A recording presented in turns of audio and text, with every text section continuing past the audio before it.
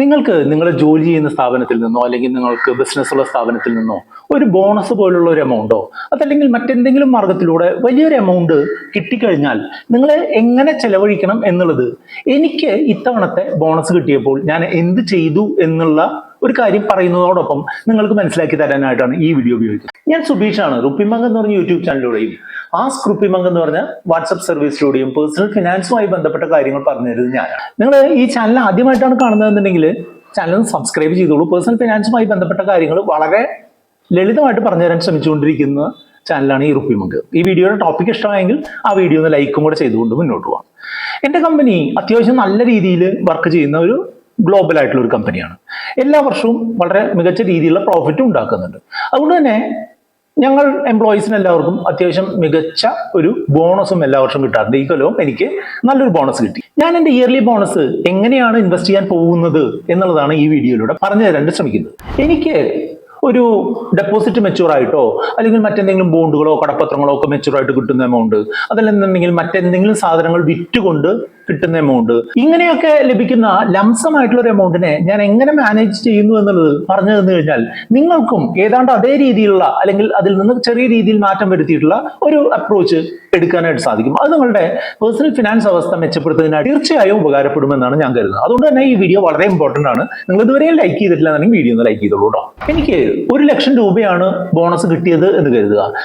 ഞാൻ അതിൽ നിന്നുള്ള 20,000 രൂപ ഭാവിയിൽ എനിക്ക് വന്നേക്കാവുന്ന ഇൻവെസ്റ്റ്മെന്റ് അവസരങ്ങളിലേക്ക് വേണ്ടിയിട്ടുള്ള ഒരു ഓപ്പർച്യൂണിറ്റി ഫണ്ട് എന്നുള്ള രീതിയിലാണ് ഞാൻ കീപ്പ് ചെയ്യുക.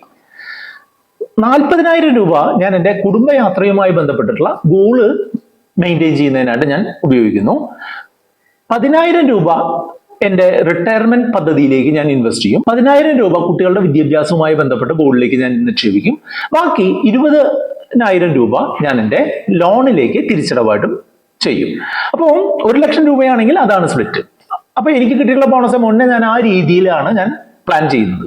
ഇത് നിങ്ങൾക്ക് കൃത്യമായിട്ട് യോജിക്കുന്ന ഒരു കാര്യമാവണമെന്നില്ല. കാരണം എന്താണെന്ന് വെച്ചാൽ പേഴ്സണൽ ഫിനാൻസ് എന്ന് പറയുന്നുണ്ടെങ്കിൽ സ്ട്രിക്ട്ലി പേഴ്സണലാണ്. ഞാൻ എൻ്റെ ഒരു ആവശ്യങ്ങളും എൻ്റെ ഒരു രീതികളും അനുസരിച്ചാണ് ഞാൻ പേഴ്സണൽ ഫിനാൻസ് എൻ്റെ കാര്യങ്ങൾ ചെയ്യുന്നത്. അപ്പോൾ നിങ്ങൾക്കും നിങ്ങളുടേതായിട്ടുള്ള ഒരു ഡയറക്ഷൻ വേണം, അല്ലെങ്കിൽ നിങ്ങൾ എങ്ങനെ ചെയ്യണം എന്നുള്ളതിൻ്റെ ഒരു ഡയറക്ഷൻ കിട്ടാൻ താല്പര്യപ്പെടുന്നുണ്ട് എന്നുണ്ടെങ്കിൽ നമ്മുടെ വാട്സപ്പ് നമ്പർ ആയിട്ടുള്ള 8848030018 കോൺടാക്ട് ചെയ്താൽ ഞാൻ സപ്പോർട്ട് ചെയ്യാനായിട്ട് ശ്രമിക്കാം. ഞാൻ എന്തുകൊണ്ടാണ് എനിക്ക് കിട്ടിയ ബോണസിന്റെ ഓരോ പോർഷനും അത്രയും എമൗണ്ട് ഞാൻ ഉപയോഗിച്ചത് എന്നാണ് ഇനി പറഞ്ഞു തരാൻ പോകുന്നത്.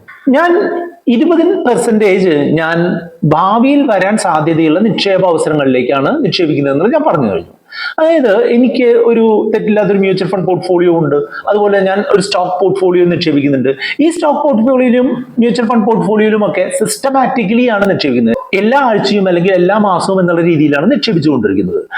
അതിനോടൊപ്പം തന്നെ ഒരു അഡീഷണൽ ആയിട്ടുള്ള ഇൻവെസ്റ്റ്മെന്റ് നടത്തുന്നതിനായിട്ടുള്ള ഓപ്പർച്യൂണിറ്റികൾ പലപ്പോഴും നമുക്ക് കിട്ടാറുണ്ട്. അതായത് മാർക്കറ്റ് താഴ്ന്നു വരിക, എന്തെങ്കിലും പ്രോഫിറ്റ് ബുക്കിംഗ് മൂലമോ മറ്റെന്തെങ്കിലും നിയമങ്ങളിലുള്ള ചേഞ്ച് മൂലമോ ഒക്കെ സ്റ്റോക്ക് മാർക്കറ്റിന് കാര്യമായിട്ടുള്ള തകരാറ് സംഭവിക്കുമ്പോൾ നമ്മൾ ഇടുന്ന ഒരു ലംസം എമൗണ്ട് നമ്മളെ വളരെ വലിയ രീതിയിൽ ഭാവിയിൽ സഹായിക്കാനുള്ള സാധ്യതയുണ്ട്. അതുകൊണ്ട് തന്നെ അത്തരം ആവശ്യങ്ങൾക്കായിട്ട് ഒരു ഓപ്പർച്യൂണിറ്റി ഫണ്ട് എന്നുള്ള രീതിയിലാണ് എനിക്ക് കിട്ടുന്ന ബോണസ് എമൗണ്ടിന്റെ 20% ഞാൻ ഉപയോഗിക്കാനായിട്ട് പോകുന്നത്. ഞാൻ ഏതൊക്കെ മ്യൂച്വൽ ഫണ്ടുകളിലാണ് ഏതൊക്കെ സ്റ്റോക്കുകളിലാണ് നിക്ഷേപിക്കുന്നത് എന്ന് അറിയാൻ താല്പര്യമുണ്ട് എന്നുണ്ടെങ്കിൽ ഈ വീഡിയോ ചാനലിലെ ബാക്കി വീഡിയോസ് കണ്ടാൽ മതിയാവും. അതല്ലാന്നുണ്ടെങ്കിൽ നമ്മുടെ വാട്സ്ആപ്പ് നമ്പർ ആയിട്ടുള്ള 8848030018 കോൺടാക്ട് ചെയ്താലും അറിയാനായിട്ട് സാധിക്കും. എനിക്ക് ഇത്തവണ ബോണസ് കിട്ടിയപ്പോൾ ഞാൻ അതിന്റെ 40% കുടുംബവുമായിട്ട് യാത്ര ചെയ്യാനുള്ള ഒരു ട്രാവൽ ഗോളിന് വേണ്ടിയിട്ടാണ് ഞാൻ നിക്ഷേപിക്കുന്നത്. എനിക്ക് മറ്റ് 2 ലോങ് ടേം ഗോളുകൾ ഉണ്ട് എന്നുള്ളത് നമ്മുടെ വീഡിയോ കാണുന്ന പലർക്കും അറിയാം. അതായത് റിട്ടയർമെന്റുമായിട്ട് ബന്ധപ്പെട്ടുള്ള ഒരു ഗോളും അതുപോലെ കുട്ടികളുടെ വിദ്യാഭ്യാസവുമായി ബന്ധപ്പെട്ടുള്ള ഒരു ഗോളുമാണ്. ഈ 2 ഗോളും ലോങ് ടേമിലേക്ക് വളരെ അത്യാവശ്യമുള്ള ഗോളുകളാണ്. അതിലേക്ക് നമ്മൾ SIP ചെയ്യുന്നതോടൊപ്പം തന്നെ ഒരു അഡീഷണൽ ആയിട്ടുള്ള എമൗണ്ട് എപ്പോഴും ഓരോ വർഷവും ചെയ്യുക എന്നുള്ളത് ആ ഗോൾ അച്ചീവ് ചെയ്യുന്നത് എളുപ്പത്തിലാക്കാൻ നമ്മളെ സഹായിക്കും. അതുകൊണ്ട് തന്നെ എനിക്ക് കിട്ടിയിട്ടുള്ള ബോണസിന്റെ 10% വീതം ഈ റിട്ടയർമെന്റ് ഗോളിലേക്കും കുട്ടികളുടെ വിദ്യാഭ്യാസത്തിന്റെ ഗോളിലേക്കും ഞാൻ ആഡ് ചെയ്യാനായിട്ട് ശ്രമിക്കുകയാണ്. അപ്പോൾ ആദ്യമേ ഒരു 20% ഓപ്പർച്യൂണിറ്റി ഫണ്ടായിട്ട് പോയി, 40% നമ്മുടെ ട്രാവൽ ഗോളിന് പോയി, 10% റിട്ടയർമെന്റിന് പോയി, 10% കുട്ടികളുടെ വിദ്യാഭ്യാസത്തിന് പോയി. ബാക്കി 20% ഉണ്ട് അല്ലെ? ആ 20% ഞാൻ എൻ്റെ ഹോം ലോണിന്റെ അളവ് കുറയ്ക്കുന്നതിനായിട്ട് ഉപയോഗിക്കുകയാണ്. നമ്മൾ ഇൻവെസ്റ്റ്മെന്റിനോടൊപ്പം തന്നെ നമ്മൾ ശ്രദ്ധിക്കേണ്ട ഒരു കാര്യമാണ് നമ്മളുടെ ബാധ്യതകളുടെ അളവ് കൺട്രോൾ ചെയ്ത് കൊണ്ടുവരിക എന്നുള്ളത്. എനിക്ക് ഒരു 35 ലക്ഷത്തോളം രൂപ ഇപ്പോൾ ഹോം ലോണിന്റെ ബാലൻസ് ആയിട്ടുണ്ട്. ആ ബാലൻസ് തുകയിൽ നിന്ന് ചെറിയൊരു എമൗണ്ട് കുറയ്ക്കുന്നതിനായിട്ട് ഞാൻ എൻ്റെ ഈ ബോണസായി കിട്ടിയതിൽ നിന്നുള്ള ഒരു 20% ഞാൻ അടയ്ക്കാനായിട്ട് ഉദ്ദേശിക്കുന്നു. എൻ്റെ ലോണിന്റെ പെർസെൻറ്റേജ് വളരെ ചെറുതാണ്, 7.4% മാത്രമാണ്. എങ്കിലും ആ എമൗണ്ട് ഒന്ന് കൺട്രോൾ ചെയ്ത് കൊണ്ടുവരാൻ എനിക്ക് അത് ഹെൽപ്പ് ചെയ്യുമെന്ന് തോന്നുന്നു.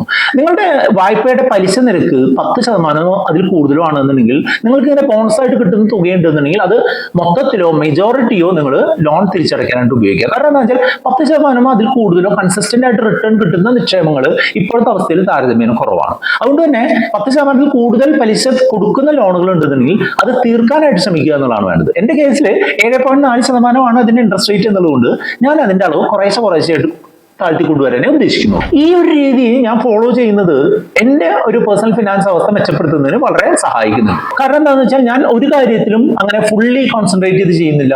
അതുപോലെ ഞാൻ ഇൻവെസ്റ്റ്മെന്റിനൊപ്പം തന്നെ എന്റെ വായ്പയുടെ അളവ് കുറയ്ക്കാനായിട്ട് ശ്രദ്ധിക്കുന്നുണ്ട്. ഇൻവെസ്റ്റ്മെന്റിന് കൃത്യമായിട്ടുള്ള SIP-കളുടെ ഒപ്പം ടോപ്പപ്പ് ചെയ്യാനായിട്ട് ഉപയോഗിക്കുന്ന ഈ ഒരു എമൗണ്ടിന് പുറമെ ഞാൻ കുറച്ച് എമൗണ്ട് എന്തെങ്കിലും ഒരു അർജന്റ് ഇൻവെസ്റ്റ്മെന്റ് സിറ്റുവേഷൻ വരികയാണെങ്കിൽ അതിന് ഉപയോഗിക്കാനായിട്ട് ഒരു ഓപ്പർച്യൂണിറ്റി ഫണ്ട് എന്നുള്ള രീതിയിലും ചെയ്യുന്നുണ്ട്. അതുപോലെ നമ്മൾ ഇൻവെസ്റ്റ്മെന്റും ലോൺ കുറയ്ക്കലും മാത്രമല്ല, നമ്മളുടെ ജീവിതവും നമുക്ക് ഇമ്പോർട്ടന്റ് ആണ് എന്നുള്ളത് കൊണ്ട് തന്നെയാണ് നമ്മൾ ടൂർ ഫണ്ട് എന്നുള്ള ഒരു ഫണ്ടിന് വേണ്ടി കുറച്ചധികം എമൗണ്ട് ഇൻവെസ്റ്റ് ചെയ്യാനായിട്ട് ഉദ്ദേശിക്കുന്നത്. ഇതിൽ നിങ്ങൾ നോക്കുമ്പോൾ ഒരു കോമൺ ആയിട്ടുള്ള ഒരു പ്രോബ്ലം നിങ്ങൾ കാണാൻ സാധ്യതയുള്ള എന്താണെന്ന് വെച്ചാൽ, കുടുംബയാത്രയ്ക്ക് ഇത്രയധികം പൈസ ചെലവഴിക്കുന്നത് കൊണ്ട് നമ്മളുടെ നിക്ഷേപങ്ങൾ കോമ്പൗണ്ട് ചെയ്യാനുള്ള ഒരു ഓപ്പർച്യൂണിറ്റി കുറഞ്ഞു വരുന്നുണ്ട് എന്നുള്ളത് നിങ്ങൾ കണ്ടേക്കാം. പക്ഷെ അത് ഞാൻ കാൽക്കുലേറ്റ് ചെയ്തെടുത്തിട്ടുള്ള ഡിസിഷൻ തന്നെയാണ്. കാരണം എന്താണെന്ന് വെച്ചാൽ കുടുംബയാത്രയുടെ അളവ്, അതിന് വേണ്ടിയിട്ടുള്ള പൈസയുടെ അളവ് ഇപ്പോൾ താരതമ്യേന കുറവാണ്. അതൊന്ന് എൻഹാൻസ് ചെയ്യുന്നത് എന്തുകൊണ്ടും നല്ലതാണ് എന്നാണ് എനിക്ക് തോന്നുന്നത്. മറ്റുള്ള ഗോളുകളെല്ലാം അതിൻ്റെതായിട്ടുള്ള സമയത്ത് കംപ്ലീറ്റ് ചെയ്യുന്ന രീതിയിൽ പ്രോഗ്രസ് ചെയ്യുന്നുണ്ട് എന്നുള്ളതുകൊണ്ട് തന്നെ താരതമ്യേന പിറകിൽ നിൽക്കുന്ന ആ ഗോള് ഒന്ന് മാനേജ് ചെയ്യുന്നതിനായിട്ട് എന്നെ ആ ഒരു അലോക്കേഷൻ ഹെൽപ്പ് ചെയ്യുമെന്ന് തോന്നുന്നു. ഈ ബോണസ് അലോക്കേഷൻ വളരെ ബുദ്ധിപരമായിട്ട് ഉള്ളതാണ് എന്ന് നിങ്ങൾക്ക് തോന്നുന്നുണ്ട്. ഇതുപോലെ എന്തെങ്കിലും ഒരു സപ്പോർട്ട് നിങ്ങൾക്ക് വേണം, അത് നിങ്ങളുടെ ബോണസ് അലോക്കേറ്റ് ചെയ്യാനോ നിങ്ങളുടെ ഗോളുകൾ മാനേജ് ചെയ്യാനോ ഒക്കെ ഉള്ള ഒരു സപ്പോർട്ട് വേണമെന്നുണ്ടെങ്കിൽ നമ്മുടെ വാട്സ്ആപ്പ് നമ്പർ ആയിട്ടുള്ള 8848030018 നിങ്ങൾക്ക് കോൺടാക്ട് ചെയ്യാം. ഈ വീഡിയോ നമുക്ക് ഉപകാരപ്പെട്ടു എന്ന് കരുതുന്നുണ്ടെങ്കിൽ വീഡിയോ ഒന്ന് ലൈക്ക് ചെയ്യുക, കൂട്ടുകാരായിട്ട് ഷെയർ ചെയ്യാനും നമ്മുടെ ചാനൽ സബ്സ്ക്രൈബ് ചെയ്യാത്തവരൊന്ന് സബ്സ്ക്രൈബ് ചെയ്യാനും ശ്രമിക്കാവുന്നതാണ്.